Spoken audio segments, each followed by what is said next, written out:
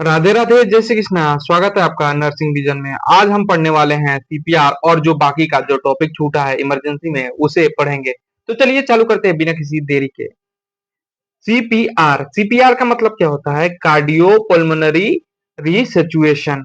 मतलब कि कार्डियोपल्मोनरी रिसैचुएशन का मतलब होता है कि जब आपका हार्ट रुक जाए, हार्ट में कोई दिक्कत आ जाए या फिर कोई भी व्यक्ति अनकॉन्शियस हो जाए, ब्रीथिंग ना करे और बाकी उसके कोई सी भी दिक्कत आ जाए, तब हम वहां पे चालू करते हैं सीपीआर। अब इसको आरसीबी मत बोल दीजिएगा, ठीक है? तो देखो, ये कब दिया जाता है? तब दिया जाता है जब कोई पेशेंट इमरजेंसी में या फिर कभी भी आपके सामने अनकॉन्शियस होकर तुरंत ऐसे जस्ट गिर जाए या फिर उसकी जो है ब्रीथिंग ना चले। तो इसमें तीन चीजें दिखी जाती है। एक है आपका कौन सा? आपका एबीसी। एबीसी का क्या है? ए का मतलब है आपका एयरवे, ठीक है? एयरवे देखा जाएगा, ठीक है? और बी का मतलब क्या है? ब्रीथिंग देखी जाएगी, ठीक है, सांस ले रहा है कि नहीं। सी का मतलब है सर्कुलेशन। सर्कुलेशन में क्या आ जाएगा? हार्ट पल्स वगैरह ये देखी जाएगी, ठीक है? तो ये है। अब इसका सही क्रम क्या है? तो इसका सही क्रम है आपका ब्रीथिंग, एयरवे और सर्कुलेशन, मतलब कि बी ए सी। ये इसका सही क्रम है, ठीक है? पहले ब्रीथिंग, फिर उसके बाद से एयरवे, फिर उसके बाद से सर्कुलेशन, ठीक है? तो ब्रीथिंग, एयरवे, सर्कुलेशन, ये दूसरा, ये तीसरा, ये ऐसे देखी जाती है। चलो ठीक है, हमको पता चल गया। चलो भैया, ये हम मान लिया कि पेशेंट अनकॉन्शियस हो जाए, ब्रीथिंग ना हो या फिर एयरवे क्लियर ना हो, ये पे सारी चीजें जो है वो सही ना हो, तो हम ब्रीथिंग सीपीआर का उपयोग करेंगे। अब इसका स्टेप क्या है? सबसे पहले चेक का रिस्पॉन्स। चेक का रिस्पॉन्स मतलब कि हम उसे बुलाएंगे, ठीक है? उसे बुलाएंगे मतलब कि are you okay, are you okay पूछना है 3 बार। अगर जो कोई रिस्पॉन्स नहीं आ रहा है, कोई भी रिस्पॉन्स नहीं आ रहा है, नो रिस्पॉन्स, तो हम लोग आगे प्रोसीड करेंगे। आगे प्रोसीड करेंगे तो क्या करेंगे? किसी को मदद के लिए बुलाएंगे, कॉल आउट फॉर हेल्प। अगर जो कोई है तो ठीक है, अगर जो कोई है तो ठीक है, नहीं है तो भी हम क्या करेंगे? आगे बढ़ेंगे। अगला स्टेप क्या है? हमारा अगला स्टेप है start chest compression. Chest compression कितनी बार करना है? 30 बार करना है लगातार। हर 1 सेकंड में एक बार आपको चेस्ट को कंप्रेस कर देना है। 1 सेकंड में एक बार चेस्ट को कंप्रेस कर देना है, ठीक है? उसके बाद से क्या करना है? जब 30 बार चेस्ट कंप्रेस हो जाएगा तो give a two rescuers breath. मतलब कि 2 बार, मतलब कि उसको ब्रेथ देना है, मतलब कि सांस देनी है। मतलब कि ये माउथ टू माउथ हो सकता है, माउथ टू नोज हो सकता है। अगर जब माउथ जो है वो सीवियर इंजर्ड हो या फिर इंजरी हो माउथ में, तो हम लोग क्या करेंगे? नोज से क्या करेंगे? Nose to sorry mouth to nose क्या करेंगे? माउथ टू नोज सीपीआर देंगे। अगर जो माउथ ज्यादा घायल मतलब कि इंजर्ड हो तो ठीक है, अगर नहीं है तो माउथ टू माउथ देंगे, ठीक है? उसमें क्या होता है? 30 बार कंप्रेस करके 2 बार हम लोग क्या करेंगे? ब्रीथिंग देंगे। फिर देखेंगे उसका जो चेस्ट है, ये जो चेस्ट है वो ऊपर की तरफ राइज कर रहा है कि नहीं कर रहा है, फूल रहा है कि नहीं हो रहा है, रिसैचुएटेड हो रहा है कि नहीं हो रहा है। अगर ये नहीं हो रहा है तो फिर हम क्या करेंगे? यहाँ फिर चेस्ट कंप्रेशन 30 बार चालू करेंगे, फिर 2 बार हम लोग क्या करेंगे? 2 बार ब्रीथिंग देंगे, 2 बार सांस देंगे। अगर जो उस टाइम पे रिसिचुएटेड हो गया तो ठीक है, नहीं रिसिचुएटेड होगा तो मोस्ट ऑफ द केसेस में क्या होता है कि ईयर में आपका जो है वो जाम होता है, मतलब कि ईयर में कोई फॉरेन पार्टिकल्स फंसा होता है, ठीक है? अगर जो हो गया रिसिचुएटेड तो ठीक है, ये तब तक प्रोसीडर करना है हमें जब तक कि एम्बुलेंस ना आ जाए या फिर कोई ऐसी हेल्प ना आ जाए, मेडिकल हेल्प ना आ जाए, तब तक हमें ये करते रहना है। आप बोलोगे भैया अगर जो मान लो कि 10 मिनट या 15 मिनट, ये तो बहुत कॉमन है, अभी तक नहीं आया कुछ, तो हमें करते रहना है। हाँ बिल्कुल करना है, किसी की लाइफ एंड डेथ की बात है। अगर जो आप थक जाते हैं, कोई है तो आप बोलेंगे उसको कि भैया तू कर, मैं ब्रीथिंग करूंगा या फिर जो भी चीजें मैं करूंगा। ऐसे करते रहना है आपको, ये नहीं है कि छोड़ देना है, ठीक है? उसके बाद से इसका रेशियो क्या होता है? कंटिन्यूअस रेशियो क्या होता है? 30:2 होता है, क्योंकि 30 बार कंप्रेशन 2 बार सांस, 30 बार कंप्रेशन 2 बार सांस, ये कॉमन होता है, देना होता है, ठीक है? अब आ गया आपका अनकॉन्शियस, ठीक है? Cause of unconsciousness. अगर जो कोई पेशेंट आपके सामने अनकॉन्शियस हो जाता है तो उसका सबसे पहला कारण क्या हो सकता है? या तो देखो उसके सर पे तो कोई चोट नहीं है, सर पे चोट यानी कि कहीं उसका तो हेड इंजरी नहीं हुआ है, जिसके कारण मोस्ट ऑफ द केस में क्या होता है? अनकॉन्शियस हो जाता है पेशेंट, ठीक है? उसके बाद से शॉक। शॉक का मतलब ये होता है कि सफिशियंट ऑक्सीजन आपके ब्लड में ना हो या फिर सेल को ना मिले तो बॉडी शॉक में चली जाती है, ठीक है? उसके बाद से हाइपोग्लिसरीमिया। हाइपोग्लिसरीमिया क्या होता है? हाइपोग्लिसरीमिया में आप एक सेकेंड, हाइपोग्लिसरीमिया क्या होता है? जब मान लो कि हाइपोग्लिसरीमिया के कारण भी पेशेंट जो है वो अनकॉन्शियस हो जाता है, ठीक है। तो हाइपोग्लिसरीमिया क्या होता है? लो ब्लड शुगर, मतलब कि ब्लड में जो है वो ग्लूकोज का लेवल कम हो जाता है। जी हाँ, ग्लूकोज का लेवल कम हो जाता है, glucose level decrease in blood, ठीक है। मतलब कि ब्लड में क्या होता है, ग्लूकोज का लेवल कम हो जाता है, तो उसे हम लोग हाइपोग्लिसरीमिया बोलते हैं, जिसके कारण क्या होता है, पेशेंट अनकॉन्शियस हो जाता है। जी हाँ, इसके कारण भी होता है, ठीक है। ये हो गया। उसके बाद से आपका है स्ट्रोक। स्ट्रोक में क्या हो सकता है? आपका एमआई हो सकता है। एमआई मतलब कि मायोकार्डियल इंफेक्शन या फिर कार्डियक अरेस्ट हो सकता है, ठीक है। ये कारण होते हैं, ठीक है। अब इसका फर्स्ट एड क्या है, मतलब कि इसका उपचार क्या है, फर्स्ट एड क्या है इसका? तो इसका फर्स्ट एड क्या है? पहला है रिकवरी पोजीशन। रिकवरी पोजीशन मतलब कि हमें समझो कि ये कौन से पोजीशन में, कोई सी पोजीशन में, एक्स पोजीशन में, मुझे हमें नहीं पता, ठीक है। समझो कि ये एक्स पोजीशन में हमें नहीं पता, आई डोंट केयर, हमें क्या करना है, इसको क्या करेंगे, इसको हम लोग किस पोजीशन में ले आएंगे, हम लोग इसको स्पाइन पोजीशन में ले आएंगे, ठीक है। स्पाइनल पोजीशन में ले आकर इसको लेटा देंगे, ठीक है। स्पाइनल पोजीशन में ले आकर इसको हम लोग लेटा देंगे, भैया लेट जा तू स्पाइनल पोजीशन में, ठीक है। उसके बाद से क्या करेंगे, स्पाइनल में हो गया। उसके बाद से चेकअप ब्रीथिंग, ठीक है। चेकअप ब्रीथिंग मतलब कि देखेंगे कि भैया सांस ले रहा है कि नहीं ले रहा है, ठीक है। सांस की जांच, सांस की जांच, जी हाँ, सांस की जांच की जाएगी, ठीक है। उसके बाद से क्या करेंगे, उसके बाद से देखो, उसके बाद से do not give a food one water, भैया कुछ भी खाने पीने को नहीं देना है, क्योंकि अनकॉन्शियस है, उसके मुंह में तो ऐसे हो, ऐसे जबरदस्ती डाल नहीं दोगे। ये अवॉइड करना है कि कोई उसको कुछ दे, ऐसे पानी वगैरह लोग दे देते हैं कि भैया पानी पी ले तो उठ जा, ऐसे वगैरह, ऐसी चीजें नहीं करनी, ऐसी हरकतें, ठीक है। अब देखते हैं फॉरजन बॉडीज, मतलब कि foreign body in in the skin, मतलब कि बाहरी वस्तु जो है वो हमारे बॉडी में इंटर हो जाए या फिर हमारे स्किन में, तो क्या करेंगे? देखो, अगर ये removing a small visible object, अगर छोटी वस्तु है जिसे निकाल सकते हो तो उसे निकाल दो, ठीक है। क्लीन विथ एंटीसेप्टिक, एंटीसेप्टिक लगाकर उसको साफ कर दो, कवर विथ ड्रेसिंग।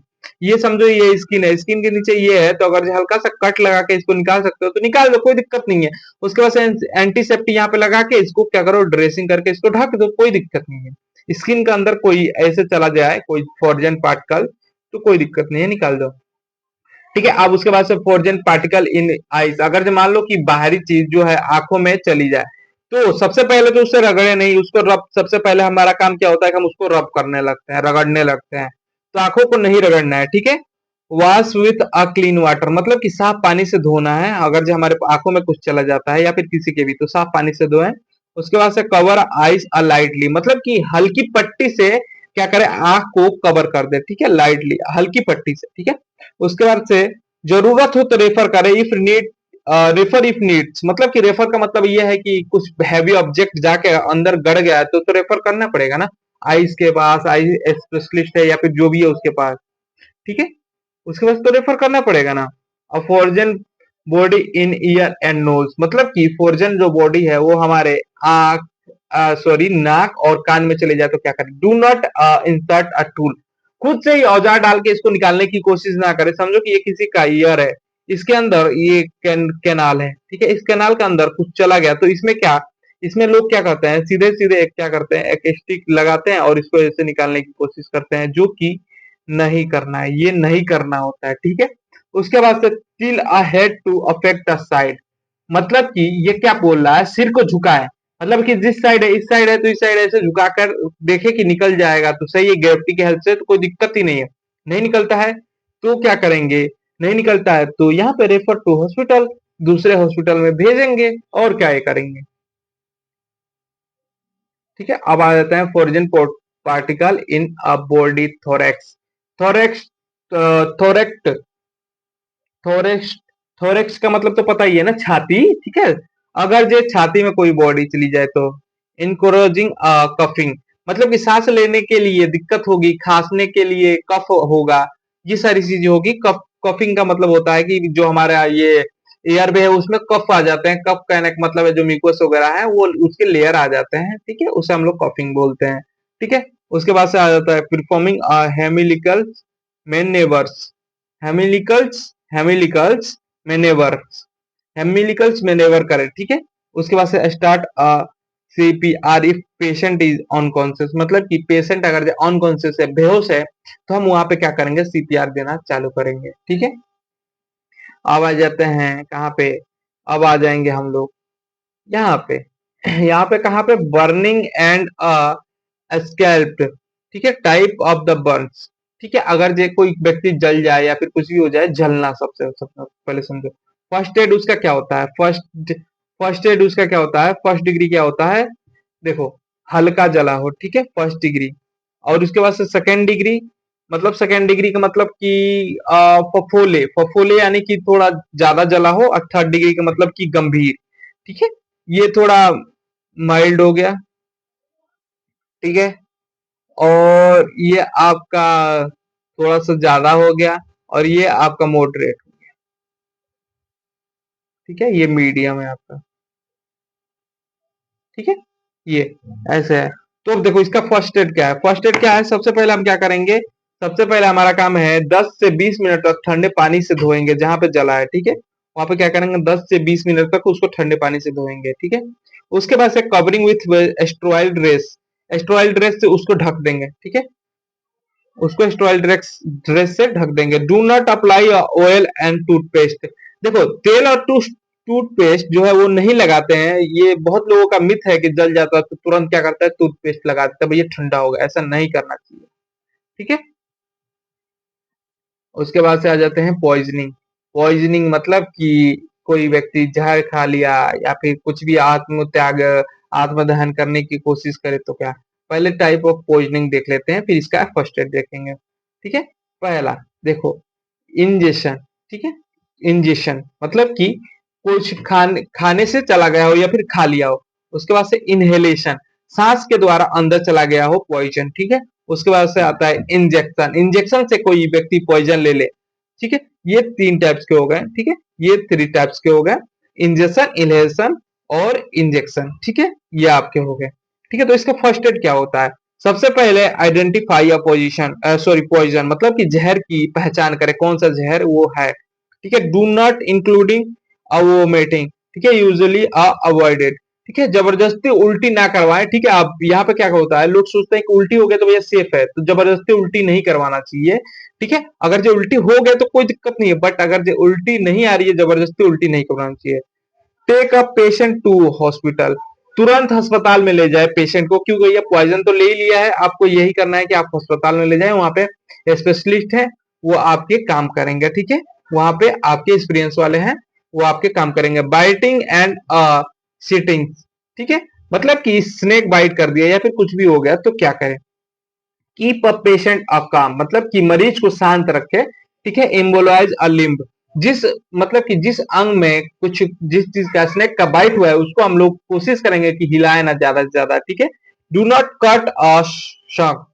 ठीक है, मतलब कि कटी या चूसने का तो कोशिश करें ही नहीं। ठीक है, शक।